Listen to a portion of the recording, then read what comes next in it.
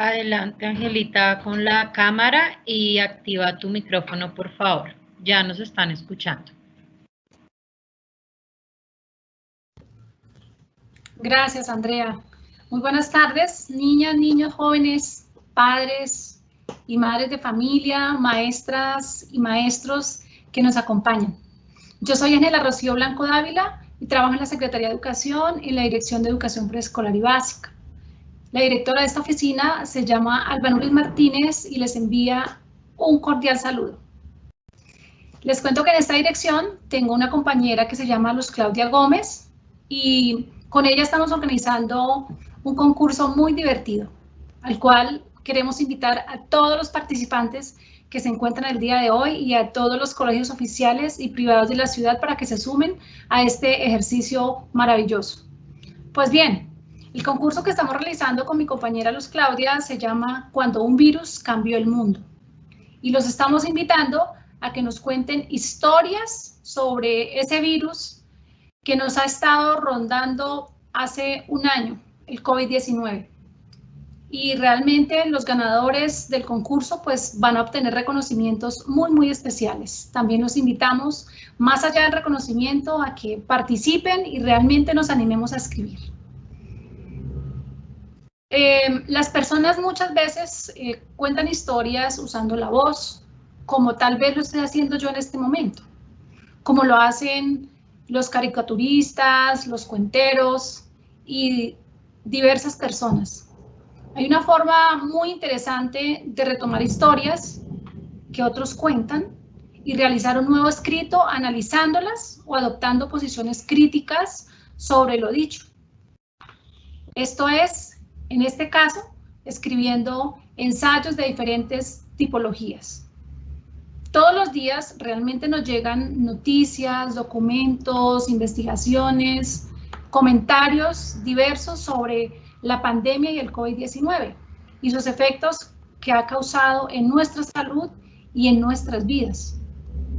Entonces, la invitación para todos ustedes es para que el concurso, que la temática sobre la cual vamos a escribir cuando un virus cambió el mundo, ustedes escriban un texto analítico, crítico, de esos que otros han dicho, o un escrito sobre la pandemia que estamos viviendo.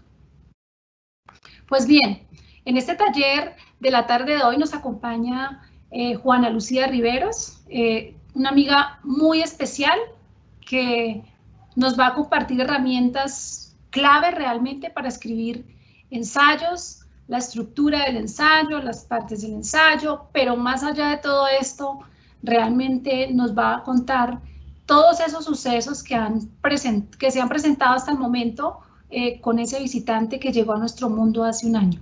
Entonces, bienvenida Juana Lucía y muchas gracias a todos ustedes por su participación.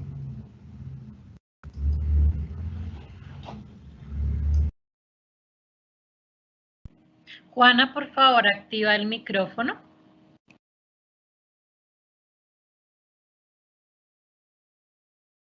Ya.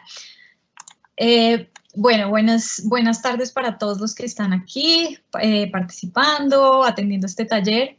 Muchas gracias, Ángela, por tu introducción, por tu presentación.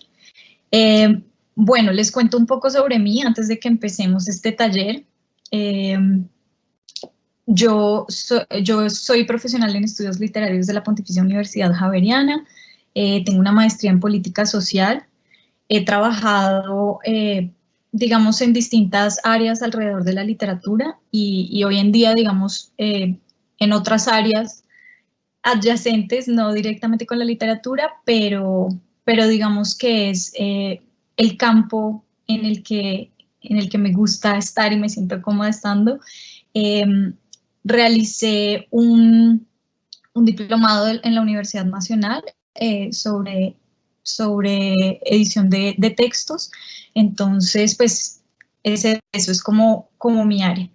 También estuve trabajando brevemente como autora para la editorial Educar, donde trabajé en los libros Enlace Lector para 8º y 9º grado, entonces digamos que esta tipología pues es como el momento del colegio donde se empieza a explorar. Bueno, antes que nada, recordarles lo que Ángela ya les había dicho. La temática del concurso de este año es cuando un virus cambió el mundo. Es muy importante que lo tengan en cuenta porque si ustedes quieren participar, pues esta es la temática con la que deben participar. Esta temática, si bien les da como un marco para el texto que ustedes vayan a hacer, digamos que ese marco es amplio, o sea, les da libertad para que ustedes exploren distintos temas alrededor del virus o de las situaciones que se han desprendido del virus, de la pandemia, de la situación de aislamiento. Pero entonces la invitación es a que piensen en aquellas cosas que ha cambiado este virus o cómo imaginan ustedes que va a cambiar aún más, o sea, cómo la normalidad tal vez ya nunca sea la misma a partir de esto que sucedió y esta pandemia, digamos, en la que llevamos un año. Recuerden también estas fechas, que son fechas importantes para la participación en el taller, para la participación en el taller del 15 de marzo al 7 de abril, en los distintos talleres de las distintas tipologías. Luego, si ustedes quieren participar, si van a participar con sus escritos o con sus ilustraciones, tengan en cuenta que del 5 al 30 de abril es la inscripción y la radicación virtual de los trabajos en el link que aparece ahí. Del 3 al 31 de mayo el envío se hace, digamos, si ustedes participan, se les envía su retroalimentación pedagógica entre el 30 y el 31 de mayo y luego la ceremonia de premiación está programada entre el 26 y 30 de julio. Entonces, esas fechas para que las tengan muy en cuenta. Bueno, ya entrando en materia, directamente a la tipología del ensayo, me gustaría que vieran esta imagen que está ahí. Eso que ustedes ven ahí es una colcha de retazos. No sé si alguna vez han tenido una o si de pronto su mamá, su tía, sus abuelas o alguien cercano a ustedes hace este tipo de tejidos. Son cobijas que reúnen, digamos que se hacen a partir de retazos de otras telas que tienen sobre todo algún sentido, ¿no? Que nos dicen algo, que tienen alguna historia. Entonces muchas veces las personas que las hacen con, no sé, la pijama del niño cuando era pequeño, o la primera cobija que tuvo, o la sábana en la que murió el abuelo o la abuela, el vestido de los 15 años, qué sé yo. O sea, son retazos de tela que de alguna manera u otra cuentan historias, tienen un sentido, nos dicen algo, y todo eso se une para hacer una pieza completa, ordenada, que tiene pues un significado sobre todo familiar, sobre todo como de historia familiar. Entonces, ¿por qué quería como hacerles ver esta cobija? Quisiera que hoy ustedes se fueran de este taller entendiendo un poco el ensayo como una cobija de retazos. La razón es que muchas veces, y esto lo he oído a docentes, por ejemplo, cuando me cuentan, bueno, yo trato de trabajar el ensayo en clase con mis estudiantes, pero muchas veces ellos no hacen, digamos, una investigación previa o no conocen el tema, sino simplemente ensayo y se sientan y escriben algo y lo entregan. Entonces, por esa razón, quisiera invitarlos a ver el ensayo como un tipo de tejido, como es esta cobija. El ensayo no puede ser escrito, y eso es como el mensaje que quiero que se lleven también, no puede ser escrito desde el vacío. O sea, el ensayo tiene que ser un texto que está inmerso dentro de un contexto, dentro de información, dentro de debates actuales. Piensen que siempre cuando se habla de un tema, política, economía, distintos temas, siempre hay debates, ¿sí? O sea, no hay una sola verdad en el mundo, sino que siempre tenemos distintos discursos, distintos debates frente a los distintos temas. Entonces, en esa medida, el ensayo es un texto que dialoga, ¿sí? Está en diálogo con otros textos y en esa medida, digamos, es la intertextualidad de la que nos habla Julia Kristeva, y es dialógico en la medida en que está construido por distintos discursos, como por distintos retazos, por distintas historias, por distintas ideas, formas de pensamiento, formas de ver el mundo. Entonces Así es como quiero que se acuerden y piensen ustedes en el ensayo. El ensayo, digamos, como texto, se piensa, digamos, que surgió con ese nombre, como tal, como ensayo, en el siglo XVI, entonces en Francia. Sin embargo, antes de eso, mucho antes, ya desde los griegos, en los diálogos platónicos, se ven textos o esfuerzos similares. Por ejemplo, los sofistas, cuando hacían textos argumentativos para, valga la redundancia, argumentar alguna idea, ¿sí? Alguna idea filosófica. Entonces, digamos que tenemos ahí en el siglo XVI como el surgimiento del ensayo, pero es importante entender que no es necesariamente ahí que surgió, sino que viene conectado, tiene una historia mucho más atrás. Bueno, quisiera empezar mencionando más bien los distintos tipos de ensayo que existen. Existen ensayos literarios, ensayos científicos, filosóficos, argumentativos, y digamos que todos estos tienen, lo que los clasifica, digamos, es el propósito que tiene mi ensayo, o sea, la razón por la que yo lo estoy escribiendo, la disciplina o el ámbito en el cual se me exige que yo escriba este texto. Y eso, digamos, que va a definir ciertas formas, ¿cierto? En el ámbito de lo científico, pues hay formas mucho más, y ahí también depende, ¿no? Hay una división entre lo que serían las ciencias sociales y las ciencias exactas. Cada uno tiene sus precisiones y cada disciplina tiene sus formas, ¿no? Entonces, ya hablaremos de esto más adelante, pero pues por eso está también las normas APA, las normas MLA, distintas normas que lo que hacen es dentro de una disciplina definir cómo se debe hacer un ensayo académico. Los ensayos filosóficos pues hablan de filosofía y en este caso, digamos, para el concurso, si ustedes quisieran participar, digamos que está bastante abierto. Difícilmente ustedes van a poder presentar un ensayo científico teniendo en cuenta que hay un límite de páginas que ustedes deben cumplir, que son 3 páginas. Entonces, digamos que hacer un ensayo científico completo, como concienzudo, en 3 páginas, pues va a ser muy difícil. Entonces, probablemente no será uno de estos ensayos, pero sí es posible en 3 páginas hacer un ensayo literario, hacer un ensayo académico o argumentativo, ¿cierto? Para una clase, por ejemplo. Tal vez ustedes en sus asignaturas, en historia, en español, distintas asignaturas han tenido que hacer ensayos, y pues estos ensayos son ensayos cortos en los cuales se puede perfectamente exponer una idea, un análisis de un tema.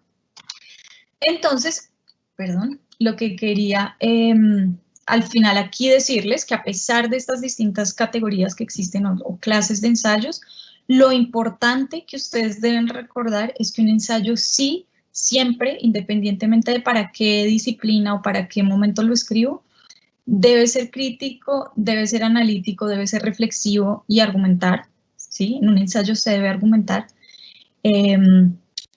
Y las opiniones o los puntos de vista que yo doy en mi ensayo, mis ideas, deben estar soportadas en hechos reales.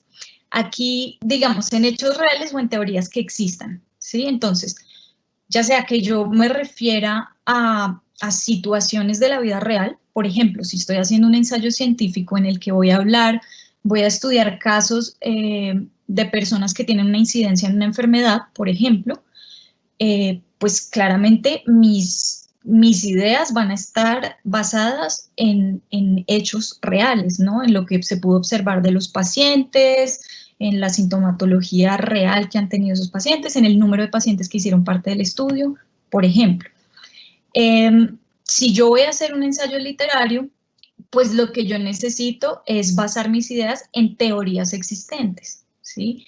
Tal teórico dijo esto, tal escritor dijo esto, dentro de la novela tal, en la página tal o en el capítulo tal, el escritor dice esto y lo puedo citar, digamos, de manera textual, o sea, existe en la realidad, aunque sea un libro, y puede que ese libro no esté basado en hechos de la vida real, pero lo importante es que yo pueda citar a ese autor que realmente sí existe y que realmente sí dijo eso que yo estoy diciendo que dijo. Bueno, antes de pasar aquí a esta parte, que son como los aspectos clave que quiero que ustedes tengan muy en cuenta a la hora de hacer el ensayo, me gustaría saber si hasta aquí tienen alguna pregunta.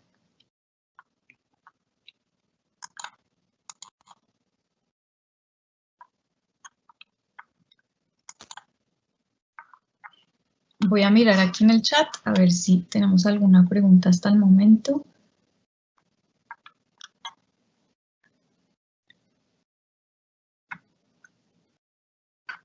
Bueno, hasta el momento veo que se han presentado. Un saludo para todos. Entonces, si no hay preguntas hasta el momento, entonces continuamos.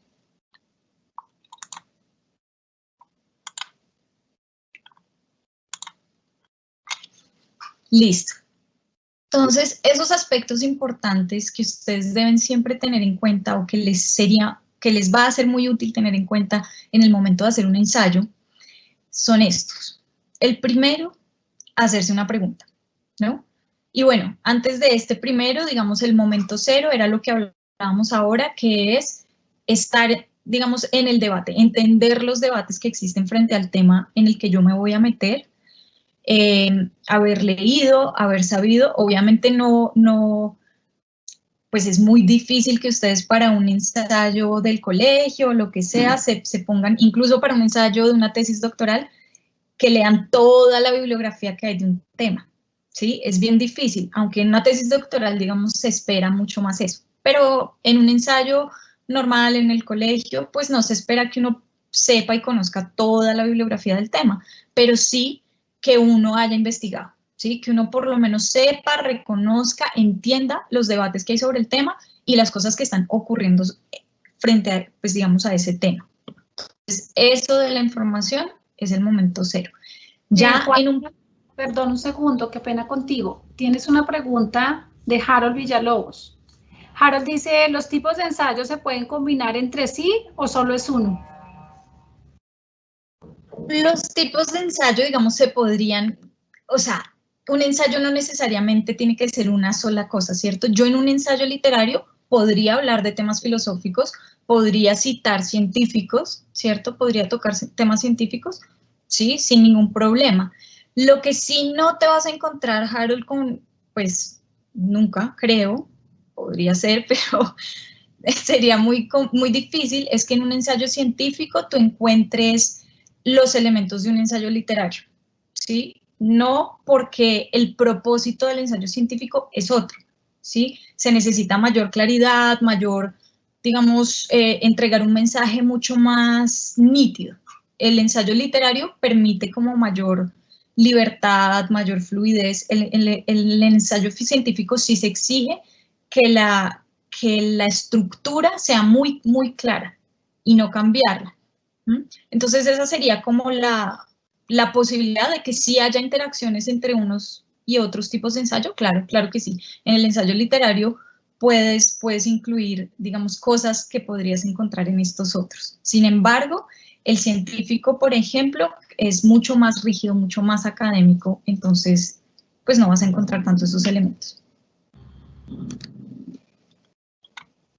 Bueno, entonces, bueno, volviendo a la pregunta. El punto 1, el momento 1 de escribir un ensayo, creo yo, les recomiendo que se enfoquen en la pregunta, en definir cuál va a ser la pregunta que va a guiar su ensayo. Para hacerse la pregunta, pues hay que saber del tema, ya hay que haber investigado. Hay, digamos, dos posibilidades que son como las más comunes, y es que mi ensayo esté guiado, la escritura de mi ensayo esté guiada por una pregunta que al responder esa pregunta, yo obtengo mi tesis, ¿sí? Una afirmación que sería la tesis de mi ensayo. Hay otra opción que es hacer una pregunta de la cual yo no tengo la respuesta necesariamente, pero me voy a acercar, o sea, mi escrito va a girar en torno a esa pregunta, ¿sí?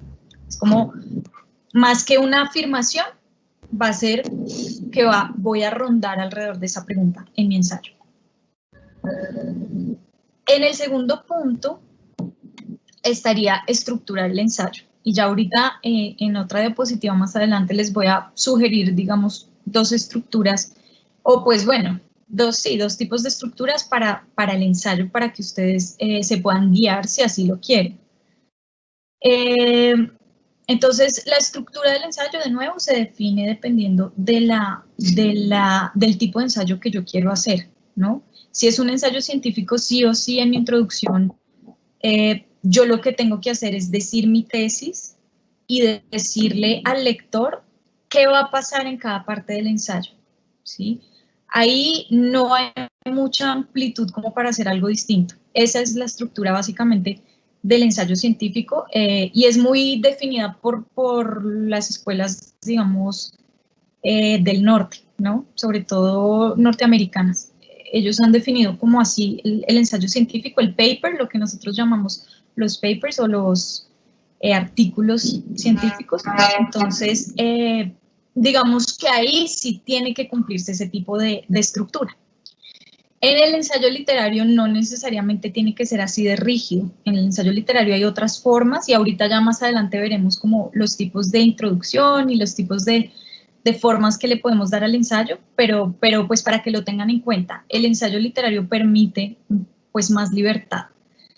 Libertad que no significa, o sea, libertad creativa en la forma en que yo estructuro mi ensayo, pero no significa y nunca va a significar, y eso lo vamos a ver ahorita en el punto 3 y 4, que yo puedo simplemente escribir cualquier cosa, ¿no?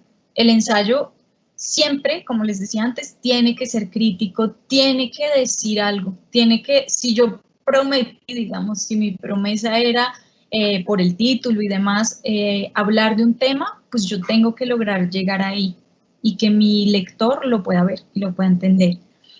Entonces, bueno, esta estructura, este orden es muy útil para que ustedes luego no se pierdan en toda la información que ya han ido recolectando sobre su tema y de pronto a veces uno quiere decir un montón de cosas y anécdotas y ejemplos, pero para no perderse sí es bueno tener esa estructura y se puede ser mucho más preciso, sobre todo cuando se tiene un límite de palabras, ¿no? O de hojas.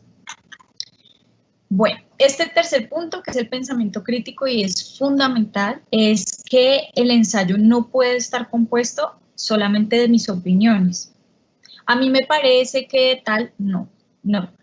El ensayo, si bien quiere mostrar el punto de vista del autor, que no necesariamente nadie más tiene que compartir, pero digamos muestra el punto de vista del autor, pero es un punto de vista educado, es decir, que está basado en la lectura, en el, digamos, entender el discurso y los debates sobre el tema nuevamente, ¿sí? No puede ser sobre la no lectura, ¿sí? Porque uno puede opinar muchas cosas desde el desconocimiento.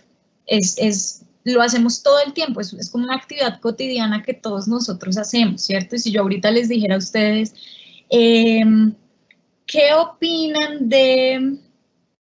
Bueno, no sé porque no he visto noticias hoy, pero algo que haya pasado hoy, ¿sí? ¿Qué opinan de lo que pasó en la Corte Constitucional, digamos? Y todos, desde más o menos haber oído algo, medio por los laditos, más o menos saber qué hace la Corte, uno dice, yo pienso tal cosa. Pero fíjense que es desde el desconocimiento, y si bien eso está bien para las conversaciones normales, para las interacciones del día a día, no es lo que pretendemos en un texto, ¿sí? No es lo que pretendemos en un texto como el ensayo. En el ensayo sí es importante que las opiniones y que los puntos de vista estén soportados en hechos y en el conocimiento del tema. Bueno. El cuarto punto es el análisis. Aquí también es muy importante porque con frecuencia nos encontramos textos que pretendían ser ensayos, pero se quedaron en lo puramente descriptivo, ¿cierto? Entonces, por ejemplo, un estudiante fue, buscó ciertos temas, indagó, investigó y tiene en su cabeza ya un montón de información. Y cuando va a escribirla, simplemente termina produciendo un texto descriptivo con la información que logró obtener, digamos, en su pesquisa, en su investigación. Entonces, ahí no puede ser, digamos, no sería un ensayo, ¿cierto? Nos estaríamos quedando en un texto descriptivo y la razón por la que nos estaríamos quedando ahí es porque nos está faltando el análisis, ¿sí? Nosotros tenemos que ser ese filtro que lee, analiza los datos, la información y al analizarlo lleva una idea propia, ¿sí? Aparece, digamos, una idea propia y con eso es con lo que vamos a hacer nuestro ensayo. Claro, en el ensayo también aparecen textos de otras personas como referencias y eso digamos que nos lleva al siguiente punto, al punto 5. Las referencias sí son importantes en el ensayo. Yo puedo copiar textualmente lo que dijo otro autor o otra persona sobre un tema. Obviamente, si yo lo cito textualmente, yo debo ponerlo entre comillas, siempre, y debo decir quién lo dijo, ¿sí?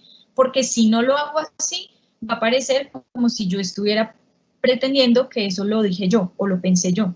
Entonces, eso digamos, para que quede claro, si en mi texto, si bien en mi texto debe, o pues es válido, es interesante que haya referencias a otros textos, no pueden ser el texto completo, ¿sí? Porque también lo hemos visto en ocasiones, ¿cierto? No sé, tal vez los docentes que estén aquí o algunos estudiantes hayan visto que a veces tendemos, cuando, listo, un estudiante va a escribir un ensayo y lo que hace es pegar, ahí sí literal como la colcha de retazos, pero sin que haya historia, sin que haya un hilo conductor, pegar, o sea, copiar, pegar, copiar, pegar, y el texto queda hecho un montón de parches. Fíjense que no es igual a lo de la cobija, porque en la cobija hay una intencionalidad, hay una persona, la persona que la cose, digamos, es el autor, ¿sí?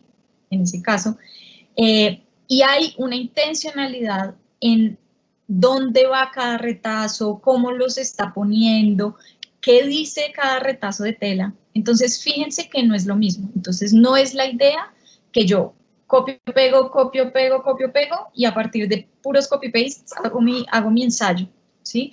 No puede ser por dos cosas. No está mediando ahí en el análisis y además de eso, yo estaría cayendo en algo que es pues un texto que no es realmente de mi autoría, simplemente es como una mezcla de textos de otras personas. Entonces, fíjense que la... Perdóname, Juana, qué pena contigo. Felipe Jiménez nos pregunta que si tenemos alguna página o punto de referencia 100% confiable, ¿existe? Para buscar sobre algunos temas. Del ensayo. Creo que eso es que se refiere Felipe. Ok, Felipe. Pues es decir, depende del tema que tú vayas a buscar. Bueno, no sé, voy a responder de dos formas porque para intentar saber hacia dónde iba tu pregunta. Una opción es si me estás preguntando por qué páginas son confiables para buscar, o sea, para hacer investigación. Eso depende mucho del tema que tú estés trabajando, ¿cierto? Entonces, si tú vas a trabajar un tema relacionado con la salud, con, por ejemplo, supongamos el COVID, y vas a dar datos directamente sobre el COVID, yo buscaría, en ese caso, en la Organización Mundial de la Salud, en la digamos, Escuela Colombiana de Medicina, o sea, como entidades que sean reconocidas y especializadas en esa área, ¿sí? Sí, digamos, me estás preguntando eso, como dependiendo del tema, obviamente, y esto es algo que es importante que ustedes sepan, Wikipedia es algo muy interesante, es muy interesante en muchos sentidos. Primero, porque es algo comunitario, ¿no? O sea, es como un conocimiento que se construye comunitariamente, no es una corporación que nos esté diciendo o dando información sobre algo, sino que es construido por la gente. O sea, las personas entran y escriben. Pero Wikipedia no es una fuente digamos, que le pueda dar fuerza a tu ensayo. De hecho, si yo veo un ensayo y si veo que en las referencias son Wikipedia, el ensayo inmediatamente pierde muchísimo valor y fuerza. Entonces, Wikipedia creo que sí es una buena forma de acercarse a los temas. Digamos, si a mí me hablan de algo que yo nunca he oído o no sé bien qué es, yo entro rápido al celular y miro en Wikipedia, me están hablando de tal cosa. O sea, que es válido para enterarse de cosas, para un conocimiento, digamos, básico, pero no me parece que sea ni es considerado como una fuente fuerte y confiable 100% para citar en un ensayo. Eso por ese lado. Si, digamos, tu pregunta iba más hacia dónde puedes encontrar cosas sobre el ensayo, como qué es un ensayo, cómo escribir un ensayo y demás, bueno, también ahí hay distintas cosas. Si estás interesado en leer ensayos, hay ensayos tenemos, bueno, los de Montaigne, que te decía, los de Francis Bacon, o sea, los franceses del siglo XVI que empezaron a hacer ensayo, pero también hay muy buenos ensayistas aquí en Colombia, en América Latina. En Colombia tenemos a Juan Gabriel Vázquez, en América Latina, pues ya está muerto, pero a Carlos Monsiváis, Elena Poniatowska, bueno, hay bastantes referentes, digamos, en cuanto al ensayo, y en otros países también, y los encuentras en español, como si quieres leer ensayos. Y si quieres información sobre el ensayo, sobre cómo escribir el ensayo, pues yo recurriría tal vez, bueno, a este taller, y también si tú quieres a páginas, por ejemplo, de universidades, creo que podría ser como una buena opción. Sé que, por ejemplo, la Universidad de los Andes tiene el centro de lenguaje, bueno, no sé bien cómo se llama, el centro de lenguas, y otras universidades también. Entonces ahí hay como información para los estudiantes sobre cómo hacer ensayos. Entonces podría ser una forma. Bueno, volviendo entonces a estos aspectos importantes que les estaba contando. Entonces, las referencias, poner referencias, decir las ideas, o sea, nombrar al autor o a la autora de las ideas que yo estoy poniendo en mi texto es importante. Uno, para no cometer plagio, que digamos que va en contra, es una violación contra los derechos de autor. Entonces es importante que ustedes no lo hagan. Eso acarrea sanciones en todas las instituciones, y en el caso del concurso, pues digamos que inmediatamente quedan descalificados. Y las otras razones por las que yo pongo referencias es para darle mayor fuerza a mis argumentos. O sea, que yo diga, una cosa es que yo diga, es que el tiempo es circular en la novela 100 años de soledad, ¿cierto? Que lo diga yo. Y otra cosa es que yo cite a un súper estudioso de 100 años de soledad, PhD en literatura y demás. Entonces yo digo, tal persona, según lo describe tal teórico, el tiempo en la novela es circular, ¿cierto? Entonces le da fuerza a mis argumentos, a mis ideas. Y la otra es para que mi lector pueda ir y consultar el texto también, pueda ir y leer y hacerse su propia opinión y entrar como en diálogo con mi escritura y con la de esta otra persona que yo estoy nombrando. Y por último, y este es muy, muy importante y a veces no lo hacemos por tiempo o pues como por afán, tanto cuando vamos a entregar un texto en clase o cuando, por ejemplo, para el concurso, es importante leer, ¿sí? Leer nuestro propio trabajo. A veces incluso yo recomiendo, yo lo hago, poner a alguien más en quien yo pues confíe y demás, a que lea el texto y me dé también su punto de vista.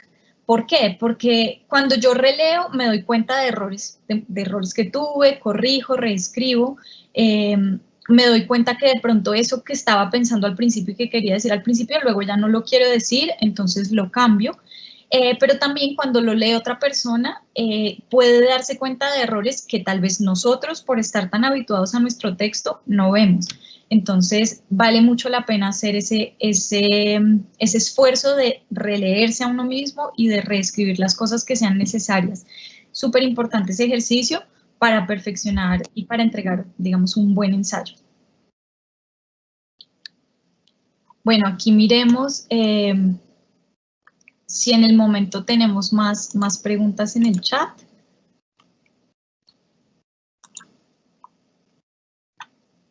Voy a revisar. Sí, Juana, tenemos una pregunta que nos hace un participante anónimo y dice, ¿en todos los ensayos se deben realizar esos aspectos?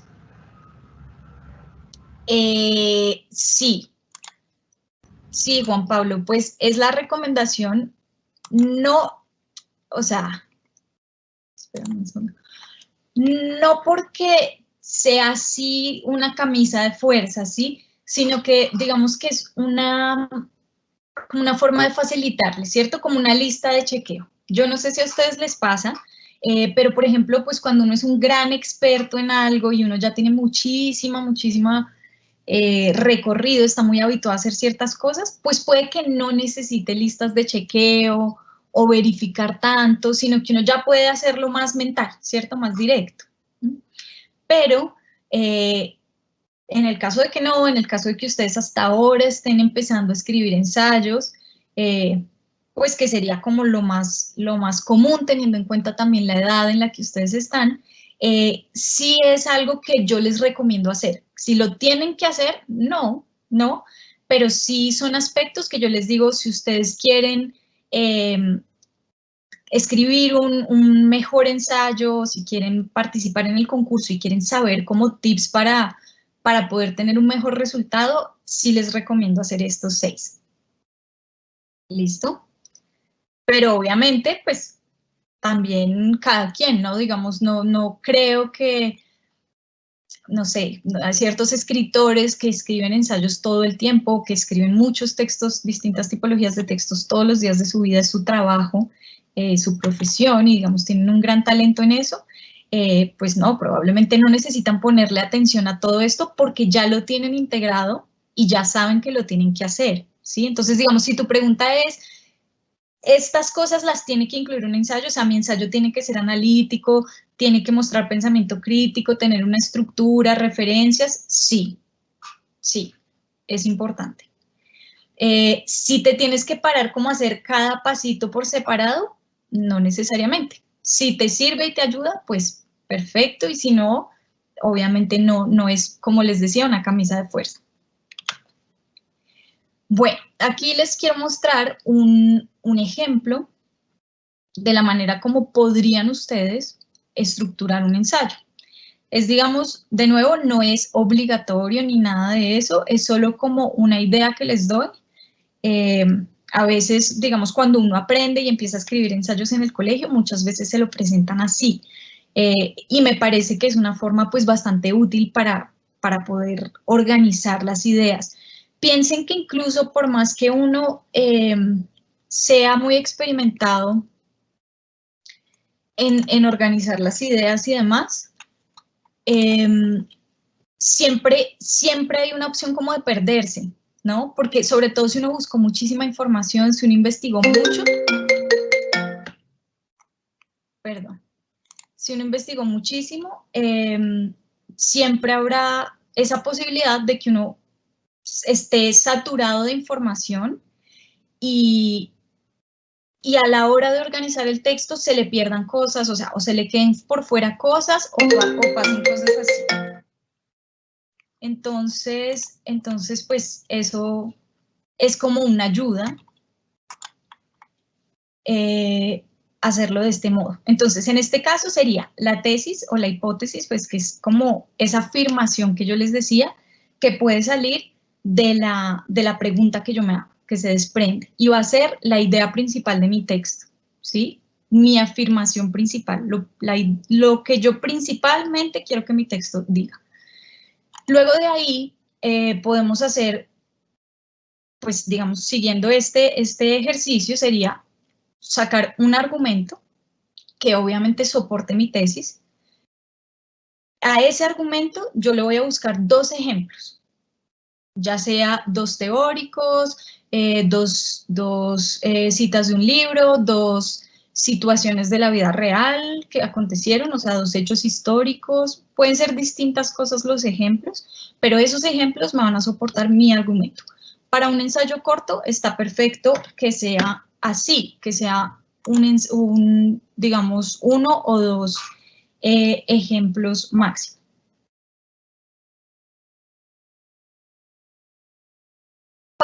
Bueno, sacaría este segundo argumento en el cual, pues, voy a hacer lo mismo, ¿no? Voy a poner 2 ejemplos que soporten este argumento. Y para el tercero que ustedes ven ahí, que es el contraargumento, entonces, lo que yo hago es, tomo una idea que yo sé que normalmente pues serviría para contradecir mi hipótesis, ¿cierto? Entonces, supongamos que mi hipótesis es que, no sé, bueno, a ver, supongamos que mi hipótesis es que el racismo se desprende del desconocimiento pues de otras razas, de otras culturas, ¿no? Como del desconocimiento. Supongamos que esa fuera mi hipótesis. El contraargumento que normalmente se da a esa idea, yo lo podría pensar, yo diría, bueno, ¿qué me podría decir alguien que lea mi texto y que esté en contra de lo que yo estoy diciendo? Pues me podría decir que no, que el racismo no existe, simplemente las razas son diferentes y hay razas superiores a otras. O sea, estoy diciendo una tontería a mi modo de ver, pero pues podría ser un contraargumento, ¿no? Entonces yo voy a agarrar de ahí, de eso que con lo que me podrían estar contradiciendo, para yo, digamos, darle la vuelta a eso, ¿cierto? Entonces, si yo sé que a mí me pueden contraargumentar eso, entonces yo voy a partir de ahí. Entonces yo diría, por ejemplo, aunque algunos insisten en la superioridad de las razas, a través del tiempo y de distintos experimentos se ha podido probar que tal superioridad no existe y así, ¿sí? O sea, yo parto de darle la vuelta a lo que sé que mis contradictores dirían de mi tesis para contradecirla. Y pues ahí también daría 2 ejemplos. Entonces, esa sería como una estructura que les propongo, que es sencilla, pues obviamente hay que hacer, digamos, el trabajo de buscar los ejemplos y demás, pero es sencilla en la medida en que es visiblemente pues fácil de hacer, ¿cierto? Si ustedes lo arman así, lo planean en una hoja, pues es luego mucho más fácil pasarlo después al escrito.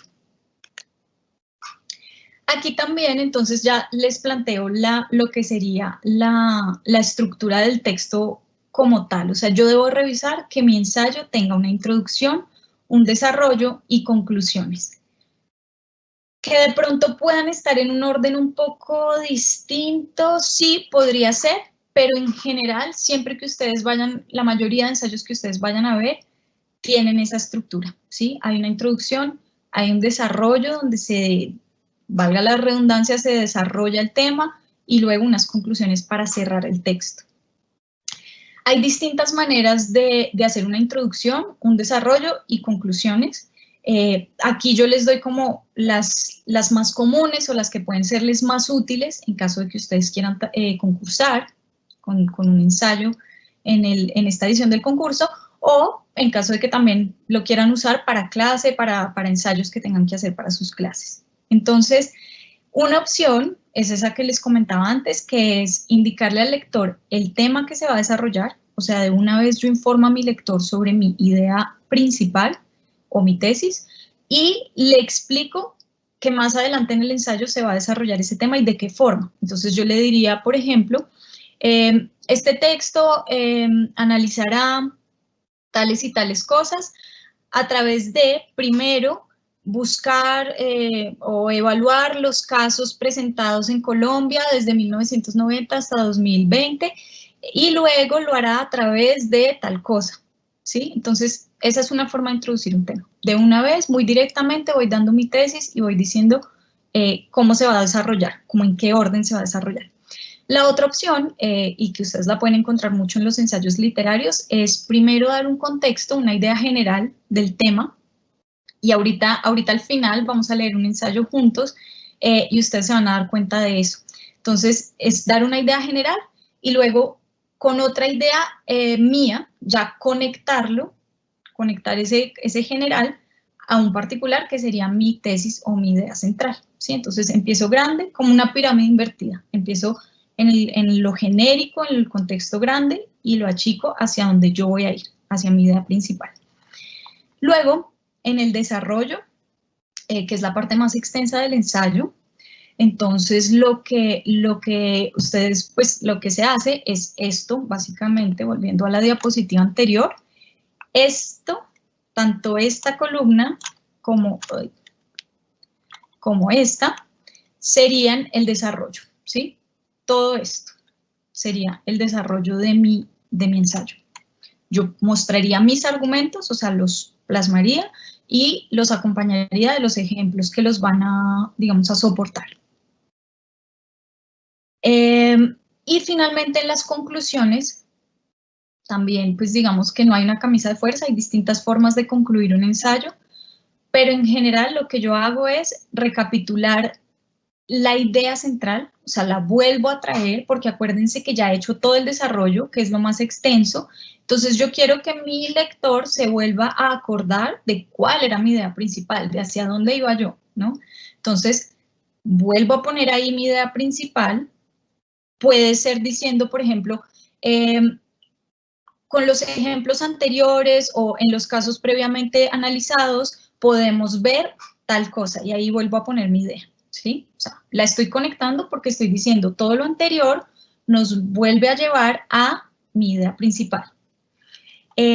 También se puede finalizar, digamos, después de eso, para concluir el texto se puede hacer una pregunta para los lectores, para que les quede, digamos, y lo piensen los lectores, o una invitación, ya sea a que actúen, a que hagan algo, a que visiten algo, a que lean algo, o a que, no sé, vayan y voten o ejerzan, digamos, el activismo frente a algo, ¿sí? Es una posibilidad.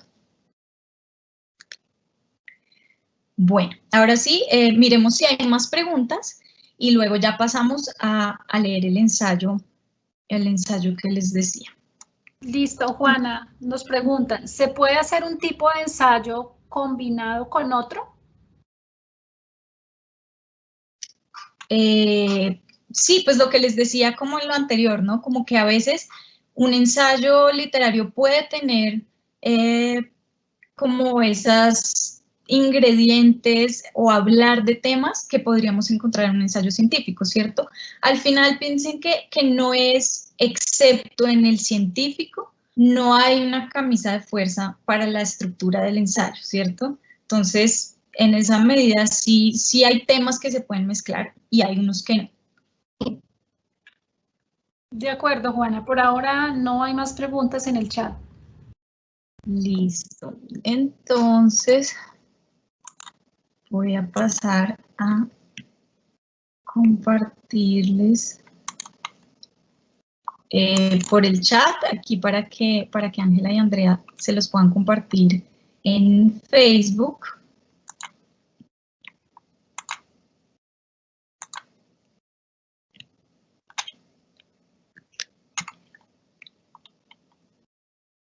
Listo. Y ya volvemos. Ya les vuelvo a compartir.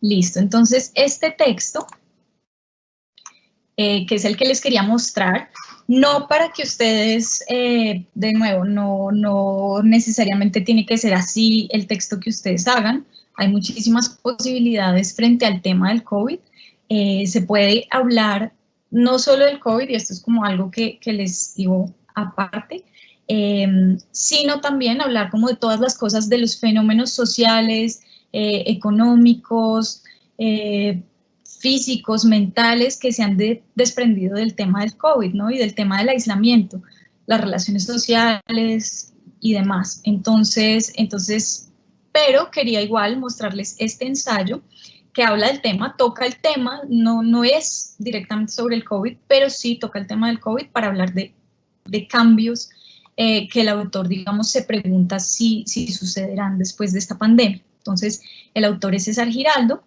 y el texto se llama Pandemia, ¿renacerá el humanismo? Entonces, fíjense, bueno, ahí en la lectura yo iré haciendo como pequeñas pausas para mostrarles cosas de las que hemos hablado en este ensayo. El virus del COVID-19 le ha recordado a la humanidad que tiene depredadores naturales y que debe activar sus mecanismos de defensa como cualquier otra especie animal sobre la Tierra.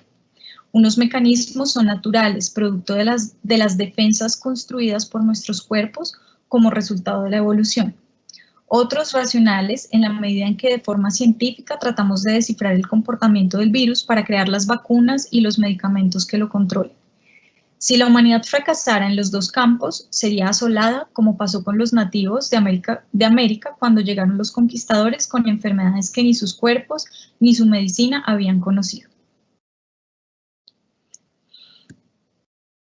Entonces, fíjense que en este primer párrafo estamos haciendo, el autor está haciendo eso de la pirámide invertida que les decía ahorita.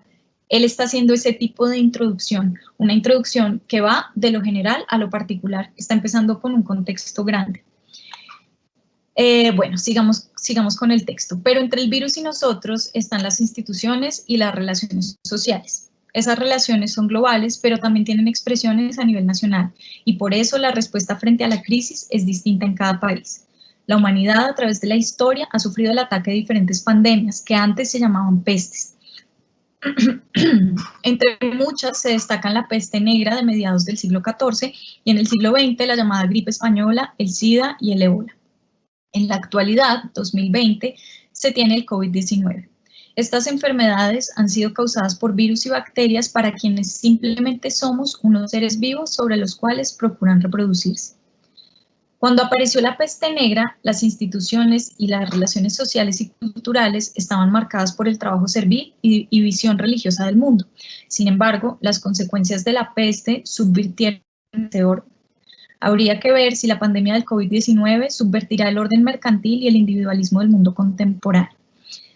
Fíjense que ahí todo lo anterior ha sido introductorio, ¿cierto?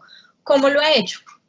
Está hablando de la peste, está hablando del virus del COVID a nivel general y ahorita ya está cerrándose hasta llegar aquí, que es una idea, digamos, una idea fuerza del texto, y es, habría que ver si la pandemia del COVID-19 subvertirá el orden mercantil y el individualismo del mundo contemporáneo. Fíjense que es una pregunta, ¿no? O sea, no es una afirmación, es una pregunta. Peste negra, aquí entonces ya empieza el desarrollo, ¿no? Y nos lo ayuda a indicar también, aunque si no estuviera este subtítulo igual podríamos notar que empieza el desarrollo, pero este subtítulo nos empieza a indicar también que aquí empieza el primer ejemplo que él va a usar o su primer argumento, que es relacionar el COVID con la peste negra. Comenzando con la experiencia de la peste negra, la práctica médica de entonces, en su mayoría, era llevada a cabo por clérigos y estaba mediada por creencias religiosas y supersticiones. Algunos médicos laicos comenzaron a hacer la disección de cadáveres, procedimiento prohibido por la Iglesia, buscando entender la causa de la enfermedad. En Florencia, un médico seglar, Francesco Gerini, que a la vez era farmacéutico, comenzó a realizar este procedimiento a escondidas, el cual comenzó a ser seguido por otros colegas que se animaron a hacer investigaciones anatómicas y a adoptar la farmacología práctica para buscar las curas efectivas. Se entendió que la enfermedad era contagiosa y que ese contagio se daba por las miasmas, que son las emanaciones fétidas que brotaban de la suciedad y los cuerpos en descomposición. Las miasmas dejaron de tener la connotación de espíritus maléficos y comenzaron a ser consideradas como elementos transmisores de la enfermedad. Aunque hoy se sabe, el agente real fueron las pulgas alojadas en las ratas. Se consideró que era necesario adoptar prácticas de higiene y crear instituciones seglares que velaran por ello. En 1348, en Florencia y Venecia, se crearon las juntas de sanidad, cuya tarea era considerar diligentemente todos los medios posibles de mantener la salud pública y evitar la corrupción del medio. Ahí, fíjense, en esto que voy a subrayar aquí, tenemos una cita directa, ¿cierto? Tenemos una cita textual, por eso el autor usa comillas para mostrarlo, y al final utiliza esto, aquí está utilizando las normas APA, pone entre paréntesis Martínez, que es el apellido del autor o sea, que él está citando, y pone 2008, o sea, 2008, que es la fecha en la que se publicó ese texto del cual él está sacando esa cita. Bueno, sigamos. Ello hizo que fuera la autoridad política seglar, no la religiosa, quien asumiera la responsabilidad de resolver el tema de las basuras y las aguas negras, y que a su vez obligara a la cuarentena de los enfermos. Este modelo se fue extendiendo en las ciudades europeas en los siglos XIV y XV. Y ahí nuevamente cita, Carballeda, 2014, capítulo 1. Fíjense también que hasta aquí, en este desarrollo, él hasta ahora nos está contando su ejemplo. Entonces, todo esto, o bueno, su primer argumento, que es con la peste. Hasta el momento, él nos está pues como dando esa información que él investigó sobre la peste en la Edad Media. Bueno, continuemos. En la cultura religiosa de la época se consideraba que la enfermedad era un castigo divino y que había que curar primero el alma antes que el cuerpo. Había que restablecer el vínculo con Dios. La peste se veía como un castigo divino por los terribles pecados cometidos por la comunidad, pero las terapias de la iglesia para conjurar la enfermedad no sirvieron para nada. La enfermedad avanzó a pesar de los rezos, liturgias, las penitencias, la autoflagelación de los cuerpos y las procesiones. La gente le retiró el respeto a la iglesia y a los clérigos y cambió la actitud frente a la muerte y la vida. Esto se aprecia en el Decamerón de Boccaccio. Fíjense que aquí entonces él está dando otro ejemplo, ¿no? Que es citar una novela o citar el caso de una novela. Entonces nos dice, bueno, que sobreviviente de la peste negra, donde se burla de los clérigos y expone una visión profana del ser humano, destacando la sensualidad, la fortuna y la malicia. La obra refleja la cultura popular que surgió en ese momento, una cultura que subvirtió los valores tradicionales medievales, ascéticos y represivos. Aquí él nos sigue contando, y ahí ven ustedes más citas y demás, sobre la manera en la que se vivió la peste durante el medioevo, y nos empieza a contar cómo esas cosas empezaron a cambiar la sociedad, ¿no? Empezando por esa, digamos, respuesta hacia la religión y hacia que no estaba funcionando, digamos, la información y las curas que proveía la iglesia. Entonces, fíjense que ahí está hablando de cambios. Esto es importante, igual que ustedes lo midan, dependiendo de la extensión del texto que ustedes pueden entregar. Normalmente un profesor les va a decir máximo tantas páginas, y lo mismo pasa en el concurso, ¿cierto? Entonces, máximo tantas páginas, y si yo sé que yo tengo un máximo de páginas y yo quiero decir ciertas cosas, pues sé que de pronto no me puedo extender tanto en ciertos ejemplos o en ciertas explicaciones, pues porque eso me va a quitar después tiempo para poder hacer mis otros argumentos o presentar mis otras ideas. Entonces, aquí voy a pasar aquí abajito. La peste aceleró el cambio social, político y cultural que se estaba gestando, lo que facilitó la descomposición del régimen feudal.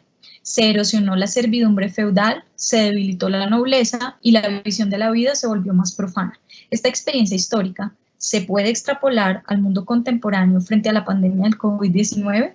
Entonces, fíjense que todo lo que él venía construyendo acá, el autor, era dándonos la historia para que nosotros entendiéramos cómo fue el asunto de la peste en el medioevo, tal, y aquí él vuelve a su argumento, aunque nuevamente lo presenta como una pregunta, ¿no? Pero el autor lo que intencionadamente quiere hacer es preguntarse eso. ¿Será que ese cambio que se dio de desacralizar lo sagrado, ¿no? De quitarle lo sagrado a las voces, a ciertas voces autorizadas, también podría pasar hoy en el 2021 frente a las voces autorizadas o sacralizadas? Piensen que ya no son los sacerdotes, pero son otras. Si esta pandemia también nos va a cambiar eso, que se nos quite como esa sacralización. Bueno, acá entonces continuemos. De lo humano a lo mercantil. La medicina contemporánea hoy se basa en la evidencia científica y ello hay que reivindicarlo como un reconocimiento de los médicos del siglo XIV, muchos de los cuales dieron su vida en la batalla contra la peste y contra las supersticiones que alejaban la práctica médica de la experimentación.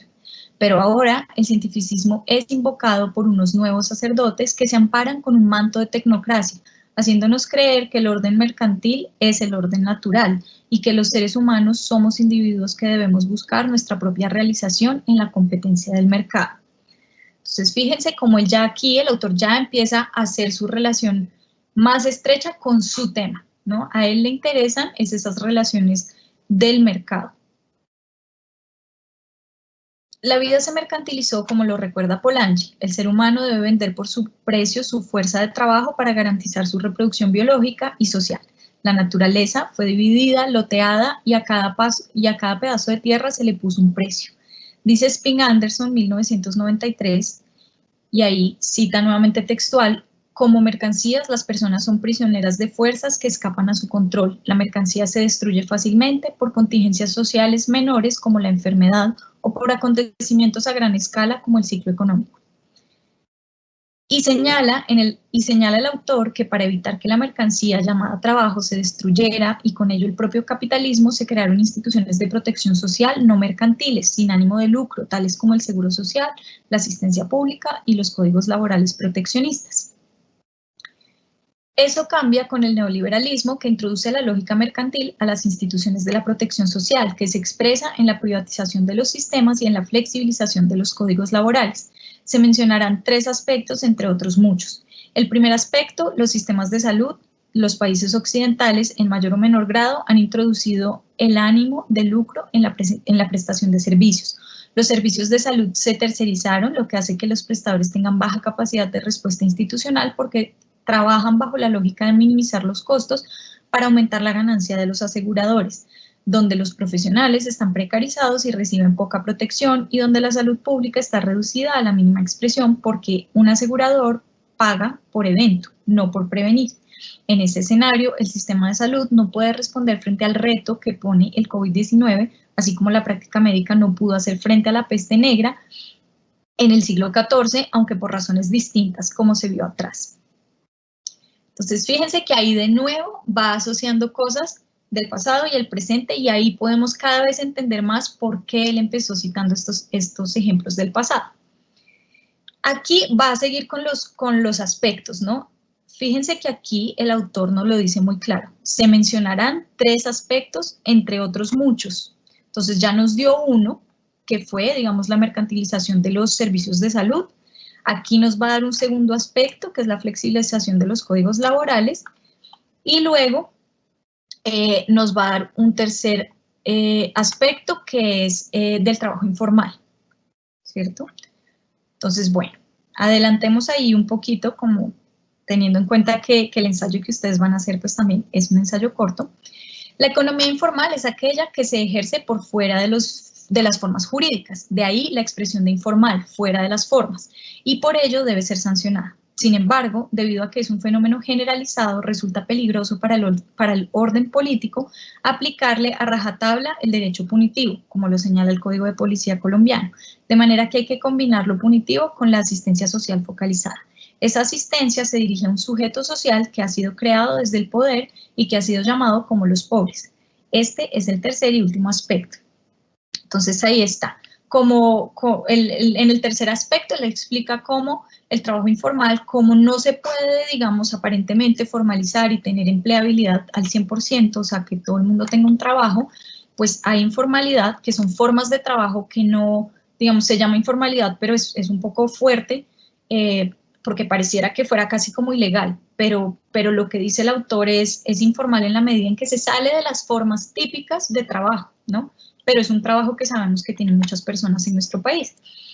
Y lo que le está diciendo es, listo, entonces lo que se hace, se da una asistencia como un ingreso asistencial para contener a estas personas. Bueno, aquí el autor nos va a dar un montón de ejemplos. Ya en su desarrollo empieza a desarrollar esa idea de los pobres, ¿no? De los que nos acaba de hablar en el tercer aspecto. Entonces, bueno, ahí vamos a adelantarnos un poco. nos habla de la definición de los pobres. De todas maneras, ustedes quedan con este vínculo, con este link, para que ustedes se devuelvan y puedan leer el texto las veces que ustedes quieran. Juana, tenemos unas preguntitas que nos hacen por acá. Un participante anónimo nos pregunta, ¿un ensayo debe ser serio? Es decir, en cuanto a tratarlo, ¿se puede ser flexible e interactivo con el lector sin que esto afecte el escrito? Ok, sí, es muy buena pregunta. Claro, el ensayo, digamos, debe ser serio en la medida que se debe usar un lenguaje acorde, ¿cierto? O sea, acuérdense que no escribimos igual a como hablamos, entonces ahí hay que tener cuidado con la forma como redactamos. Se debe usar un lenguaje formal, es decir, que todas las personas que me lean me puedan entender, ¿cierto? Si yo uso palabras muy de mi edad o de mi salón o algo así, pues de pronto alguien que me lea por fuera, mucho mayor, no podrá entender. Pero claramente sí se puede utilizar el humor, ¿no? El humor creo que es algo que es perfectamente válido dentro del ensayo, dependiendo de cómo lo hagas de nuevo, o sea, que guarde como, primero, que sirva al propósito de lo que tú quieres decir en tu ensayo y no que le reste, ¿sí? Sino que le sume al ensayo. Pero sí, creo que pues poner comentarios que sean humorísticos dentro de lo que debe tener un texto, dentro de lo formal que debe ser un texto, está perfecto, sí lo puedes hacer. Gracias, Ana. Harold Pizarro nos tiene otra pregunta. En conclusión, la palabra recapitulación quiere decir que de lo ya escrito debemos sacar una idea de cada cosa nombrada. No. La recapitulación, lo que les decía, es como que vuelvan a agarrar, pensémoslo así, recapitular sería ese volver a agarrar mi idea principal y volverla a presentar abajo, para que mi lector la tenga siempre en cuenta, ¿sí? Pero no quiere decir que tengas que volver a resumir todo lo que ya escribiste, no. No, es más bien como retraer, volver a traer esa idea fuerza y llevarla a la conclusión para que mi lector la tenga presente. Ok, perfecto. Tenemos otra pregunta. En un ensayo podemos referirnos a nuestras ideas como, desde mi punto de vista, puntos suspensivos. Ok, buenísima pregunta, creo que no lo mencioné antes. Depende del tipo de ensayo. Si ustedes van a hacer una tesis, una monografía, por ejemplo, a veces en los colegios en 11 uno a veces tiene que hacer una monografía. Si es así, normalmente no les van a aceptar que ustedes lo escriban así en primera persona, es decir, desde el yo, ¿sí? No. Normalmente esos ensayos más académicos se escriben desde la tercera persona, ¿cierto? Entonces ustedes escriben, este ensayo analizará, o en este ensayo se analizará tal cosa, tal otra, ¿sí? Y no tanto hablar desde el yo. Un ensayo literario a lo mejor sí se pueden dar más libertades en eso. Pues yo creo en eso, como que ustedes se pueden tomar un poco más de libertades, aunque en el ensayo en general como que la regla es no hablar en primera persona. Perfecto, gracias Juana. Otra pregunta de un participante anónimo. La idea es hacer un ensayo formal, pero si quiero que este sea dirigido a los jóvenes de Colombia, ¿puedo utilizar un lenguaje informal? Bueno, esto es un poco lo que decía antes. Vale la pena que como autor tú te plantees, digamos, que te puede leer gente de distintas edades, ¿cierto?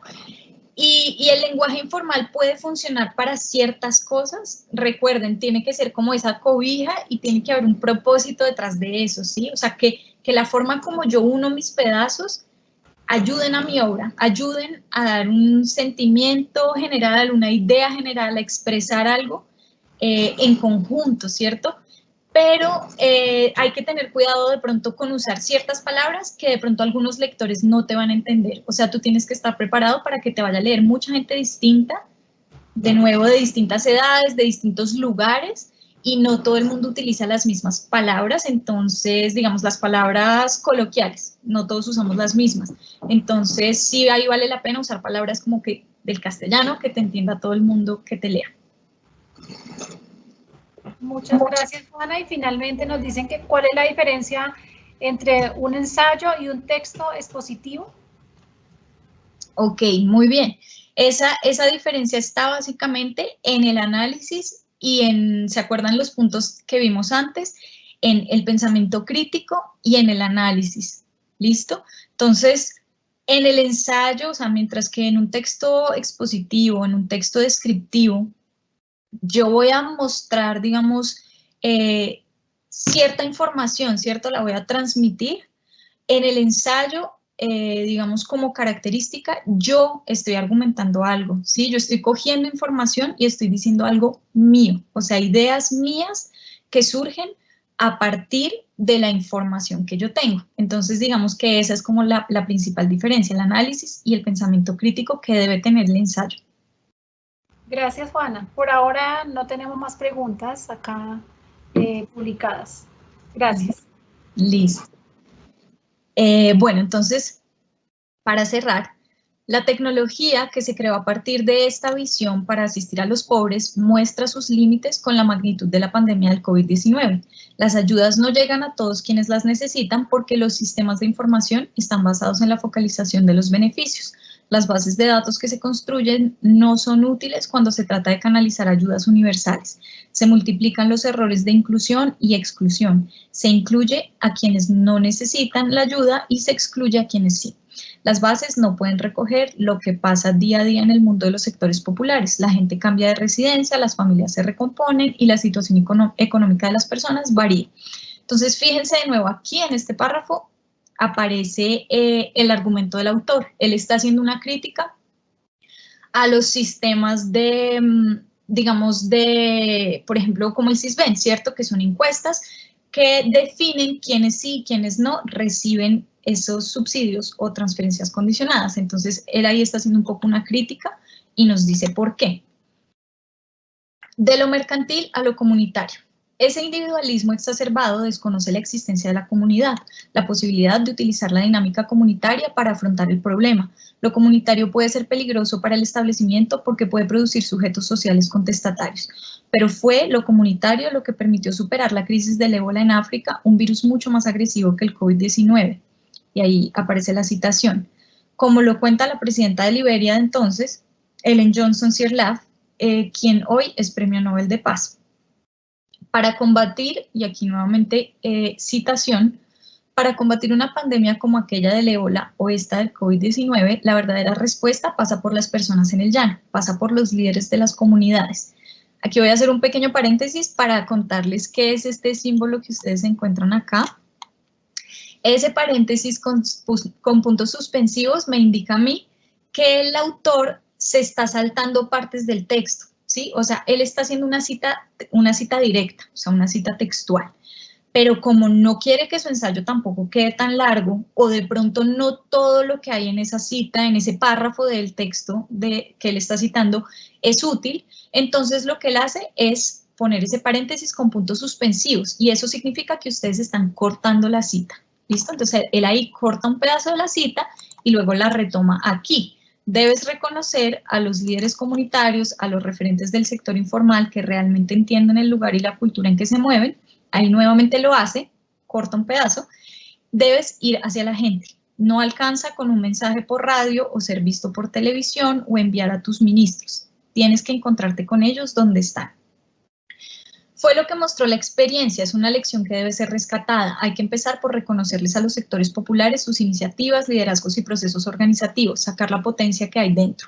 Como dicen Arango, Jaramillo y Uribe, y nuevamente una cita textual, el éxito de las políticas sociales requiere que éstas sean el resultado de un proceso de co-creación entre las comunidades y las instituciones gubernamentales. Implica ir más allá de la imposición de políticas formuladas desde el poder para aplicarlas hacia abajo. No se puede responder a los reclamos populares con policía antidisturbios. No puede ser que los sectores de la economía informal, que antes eran considerados como violadores de la ley, ahora pasan a ser sujetos de un populismo asistencial a quienes se les regalan mercados para que no se vuelvan clases peligrosas y se los bombardea con apariciones en televisión de los gobernantes que aparecen como sus salvadores, como pretendieron ser los prelados cuando la peste negra.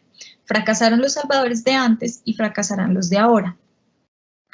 La peste permitió cambiar la visión del individuo de un ser insignificante, pecador y sometido a omnipotentes poderes terrenales y divinos hacia una visión humanista que liberó al individuo poniendo de relieve los atributos de la naturaleza humana. Esos atributos son negados hoy día por mercantilismo neoliberal que pretende vaciar al individuo de su dimensión humanista. Para recuperar dicha dimensión es preciso pensar ahora en lo comunitario, que nos permita afirmarnos como especie que habitamos la Tierra y que debamos armonizar con la naturaleza. Son las comunidades quienes conocen y pueden atender las necesidades de las personas porque en nuestros países carecemos de la protección de la sociedad salarial. Hay varios ejemplos de lo comunitario, la acción de la comunidad en el complejo de las favelas de Maré en Río de Janeiro ante la inoperancia del gobierno de Bolsonaro, los comedores comunitarios en las villas argentinas o la comunidad de Shivaji Nagar en Mumbai, India, o la Guardia Indígena en el Cauca, Colombia. Es en la comunidad que se sabe quién necesita ayuda, donde se puede organizar el distanciamiento social teniendo en cuenta las necesidades económicas de cada una de las personas, donde se puede coordinar con la autoridad el diálogo y las ayudas, donde se pueden organizar las cadenas productivas del campo y la ciudad, donde se pueden hacer ollas comunitarias para suministrar el alimento y para eso no se necesitan costosas bases de datos, como dicen en Argentina. Para los sectores populares la unidad de aislamiento no es la casa sino el barrio. Y ahí cierra. Entonces fíjense que esta última parte, casi que todo esto es la conclusión del autor, es donde él está concluyendo. Y está concluyendo básicamente con una invitación. Y no es una invitación directa, no le está hablando directamente al lector y decirle lo invito a esto, pero fíjense que la invitación del autor es hacernos pensar que lo comunitario es una opción válida. Y es una respuesta para este autor, como él lo propone, una respuesta más válida a la contingencia del COVID, mucho más efectiva, digámoslo así, que la gubernamental, según lo que nos dice este autor. Entonces, esa es como su invitación a que pensemos en eso y nos da unos ejemplos, ¿no? Y nos dice al final que, como dicen en Argentina, para los sectores populares la unidad del aislamiento no es la casa, sino el barrio. Entonces, fíjense que nos está hablando es de eso, de lo comunitario. Y bueno, ahí termina el autor y pone la bibliografía, ¿no? Donde cita a todos los autores que referenció en su texto. Bueno, no sé si hasta aquí haya más preguntas o algo que nos quieran compartir. En todo caso, bueno. Hay una pregunta que nos pregunta, ¿el ensayo se hace en una ampliación en especial? Para la persona que nos está preguntando, que es anónimo, sí, efectivamente, dentro de los términos y condiciones, no sé si se hace referencia a una aplicación en especial de lo que Juana estaba comentando ahora. Creo que es así, Juana. ¿El ensayo se hace en una aplicación en especial? Ah, para poderlo subir, digamos, el trabajo para poder participar en el concurso.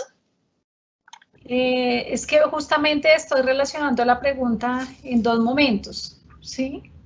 Pero creo que sí es así.